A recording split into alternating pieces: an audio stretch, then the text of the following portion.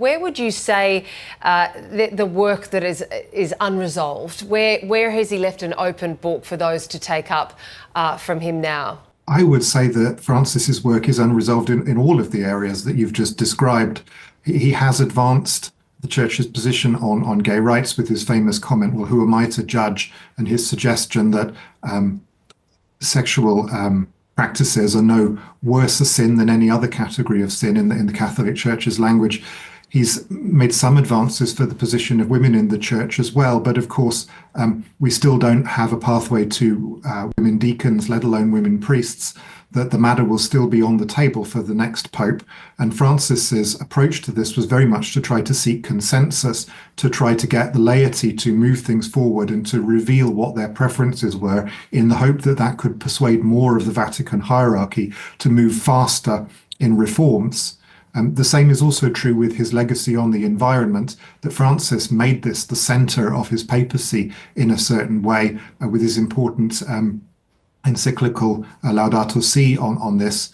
But it's not necessarily clear that the Church's overall position has changed very much. And there was a sense, I felt, in the last 2 or 3 years that Francis had not really adapted his teachings on this subject to the direction in which global debate was going, particularly the move towards thinking about, well, what are the trade-offs from environmental policy and how do we mitigate environmental change and damage rather than trying to stop it outright. So, there was a limitation to what he had to say on these subjects, which needs to be developed by the next Pope if the Catholic Church is going to continue to evolve its policies. And speaking of the next Pope, to what extent is it likely that the next Pope will think along the same lines as Francis, or will there be a pushback and a more conservative Pope?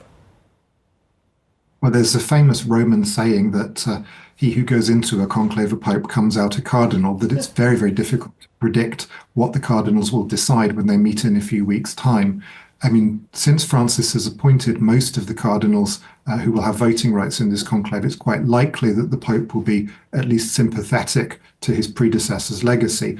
But it's very difficult to predict because the cardinals make their decision on all kinds of factors, not simply the straightforward politics of the thing.